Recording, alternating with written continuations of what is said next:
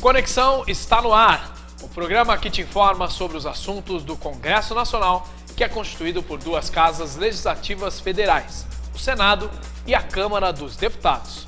No programa de hoje, você vai saber o que o Senado tem feito para resolver o problema da falta d'água na região sudeste e também na pauta os temas ciência e tecnologia, a greve dos caminhoneiros e outros assuntos.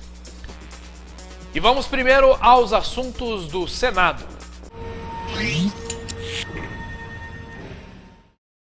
Dois projetos em tramitação no Senado visam resolver o problema da crise hídrica na região sudeste do país. As matérias entraram na pauta do Senado no início deste ano no Legislativo Federal e pretendem racionalizar o uso da água potável.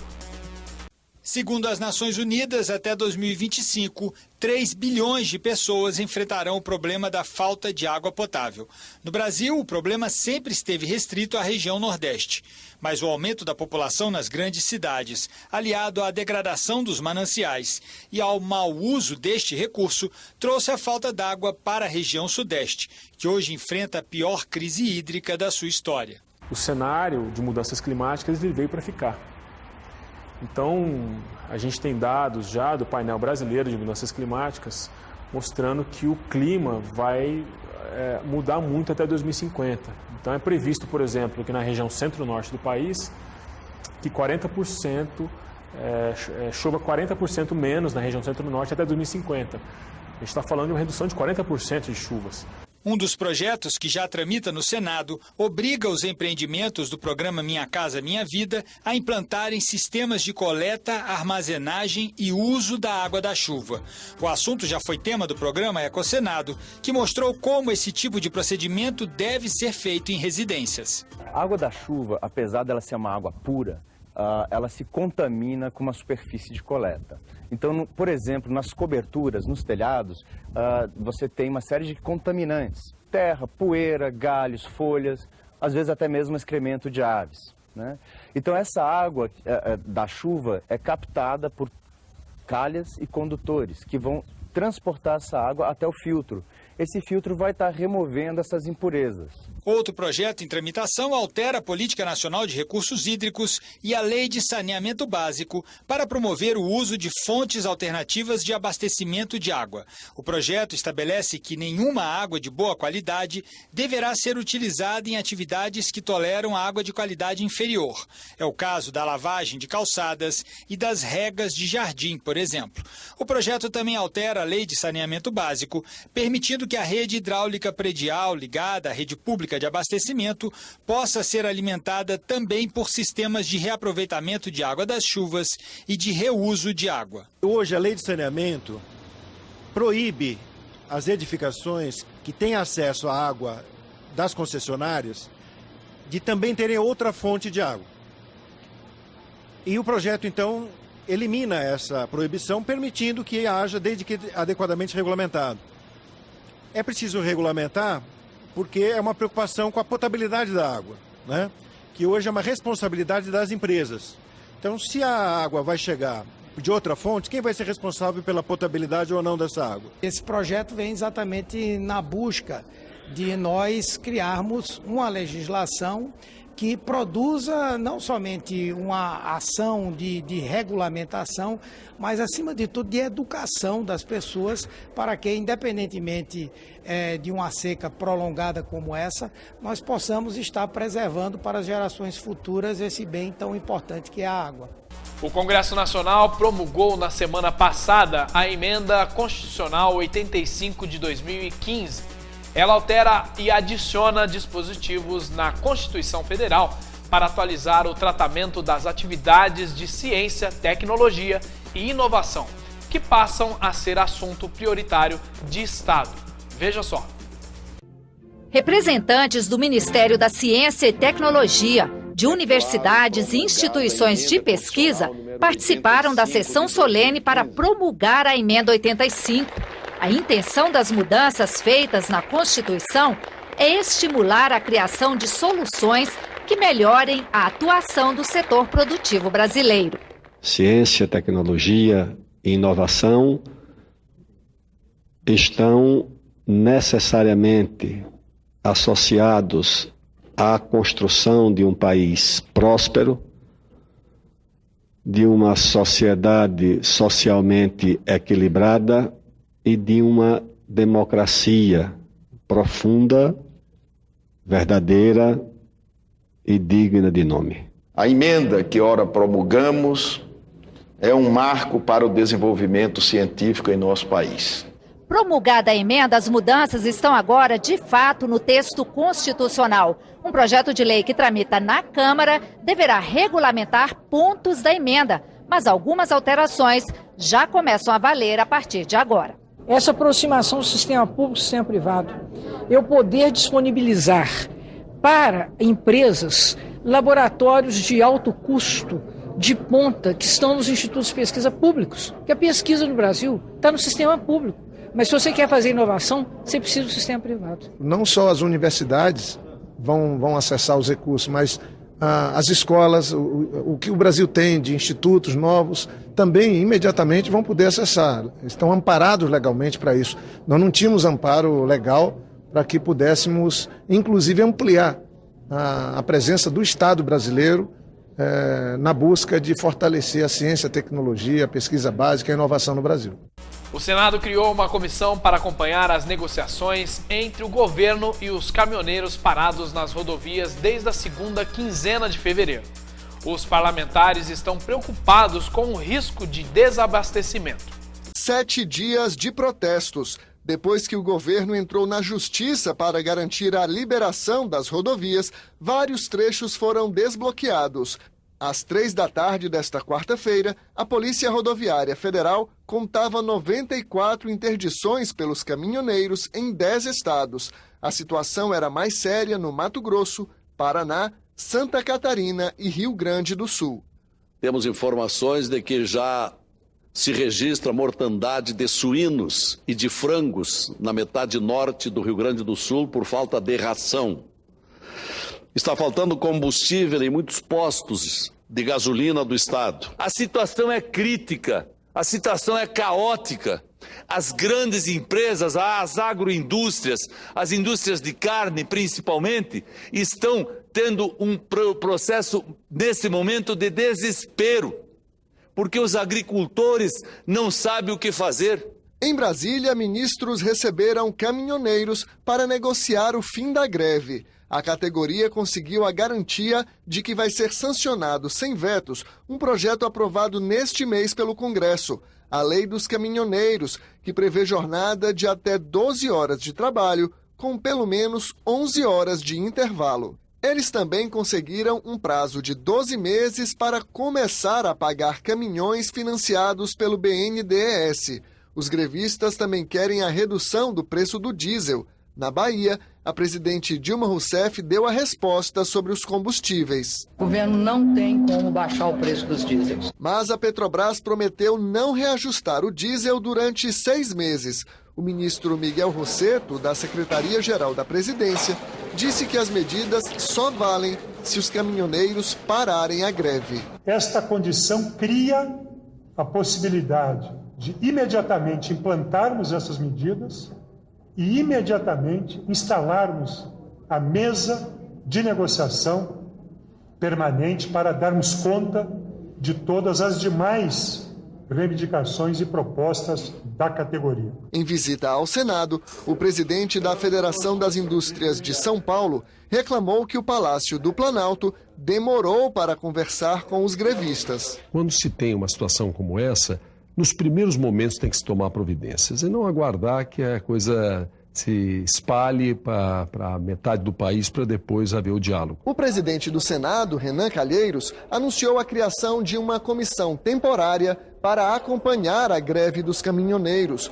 O grupo é formado pelos senadores Valdemir Moca, Blairo Maggi, Eumano Ferrer e Lúcia Vânia. Eles vão participar das negociações entre o governo, os empresários e a categoria. Esses manifestantes em greve que não participaram da negociação com o governo levaram as reivindicações da categoria ao Senado. No último dia 2, a presidente Dilma Rousseff sancionou sem vetos a Lei dos Caminhoneiros, uma das cobranças da categoria que ainda registram interdições pelas estradas. Saiba um pouco sobre essa lei na reportagem de Dante Ascioli. O projeto foi aprovado pelo Congresso em fevereiro. A sanção da presidente Dilma Rousseff era uma das principais cobranças da categoria, que nas últimas 2 semanas fez paralisações em várias partes do país. A lei autoriza o motorista a trabalhar 12 horas por dia, 8 horas da jornada normal e até mais 4 extras, se houver acordo com o sindicato da categoria. Permite que o caminhoneiro dirija sem parar durante 5 horas e meia, mas o descanso de meia hora pode ser adiado até que ele ache um posto seguro. As 11 horas de repouso entre as jornadas podem ser divididas em 2 períodos no mesmo dia, um de 8 horas e outro de 3 horas. O caminhão vazio não pagará pedágio pelos eixos que estiverem suspensos. No início da tarde, caminhoneiros e donos de transportadoras se reuniram com o senador Blairo Maggi. No documento, os motoristas fazem outras exigências para voltar ao trabalho. O combustível subiu, o frete baixou do ano passado para cá e nós estamos no zero, no negativo. A gente precisa que seja criada essa tabela de referência, essa tabela de preço mínimo, para que a gente volte ao trabalho. Essa é a bandeira principal do movimento. Paulo Paim foi relator no Senado da lei do motorista. Ele defendeu no plenário que o valor do frete acompanhe os aumentos de combustível. No momento que o aumento acontecer, tem que garantir que isso eles receberão também no frete. Porque deixa 12 meses sem dar aumento, depois aumentará 20%. Se não repassarem para o frete, eles têm um prejuízo de imediato de 20% no valor que teriam a receber, porque tem que pagar o combustível. Os caminhoneiros querem ainda o perdão de multas aplicadas durante as paralisações, carência de 12 meses para o pagamento de financiamentos e a criação de uma mesa permanente de debates com a categoria. Nesta segunda-feira, os motoristas mantinham interdições em 23 pontos do Paraná, Santa Catarina e Rio Grande do Sul. Na semana passada, os bloqueios chegaram a 94 em 10 estados do país. Espero que as lideranças políticas, junto com as lideranças do setor de transporte, possam vir até o governo, e o governo está aberto para isso, de conversar com cada um desse segmento e tentar distender isso, né? Porque o prejuízo para o Brasil é muito grande. A preocupação é de que o almoço nosso do domingo que vem, ele está em cima da carroceria de um caminhão. Se ele não chegar, poderemos não ter esse almoço, né? E agora é hora de mudar de casa. Ainda sobre os caminhoneiros, parece que, apesar da nova lei, os problemas não foram resolvidos. Os protestos continuam. Dos caminhoneiros, sancionada sem vetos não foi suficiente para acabar com os bloqueios. A categoria continua mobilizada em várias partes do país. Muitos estão estacionados no estádio Mané Garrincha, na região central de Brasília, tentando uma negociação com o governo. A principal reivindicação é a redução no valor do diesel. Mas eles também querem atualizar o valor dos fretes e definir uma tabela mínima de preços, como explica o caminhoneiro Ivan Furquim, do Paraná. E essa questão do frete hoje, na situação que está abaixo, já vem de tempo. O frete nosso está defasado faz muitos anos e o óleo diesel está subindo. Então nós pedimos encarecidamente que a presidente Dilma reveja essa situação, veja a nossa situação, que se nós se desloquemos, fazer em 1.500, 2.000 quilômetros, um caminhão para vir aqui, é que a situação nossa chegou ao cúmulo, chegou ao fundo do poço. Os caminhoneiros passaram a tarde na Câmara reunidos com deputados da Frente da Agropecuária e da Frente de Transporte e Logística. O Palácio do Planalto não recebeu os caminhoneiros. A atitude irritou parlamentares e manifestantes. O deputado Osmar Terra considerou o silêncio do Planalto uma atitude antidemocrática e que pode ter reflexos nas votações da Câmara. Se o governo não quiser discutir e nos tratar de maneira antidemocrática como está tratando, eles vão ter muita dificuldade de votar o ajuste fiscal aqui. Então é bom que ele apresse essa decisão e resolva esse problema dos caminhoneiros o quanto antes. As frentes parlamentares da agricultura e do transporte decidiram permanecer mobilizadas para pressionar o governo por uma solução, como explica o deputado Valdir Colato. Não é mais só a questão dos caminhoneiros, é uma questão nacional e o governo não entendeu isso ainda. Apenas a ponta do iceberg é os caminhoneiros e nós precisamos fazer isso e a frente vai ajudar para que o governo receba essas pessoas e tome as providências que tem que tomar, porque se já tivesse tomado, o prejuízo seria menor em todas as áreas e com certeza nós teríamos já solucionado o impasse. Já os caminhoneiros prometem continuar com os bloqueios, como afirma um dos líderes do movimento, Ivar Schmidt. A gente vai voltar aos pontos de bloqueios, onde já haviam anteriormente, e quem sabe fechar novos bloqueios.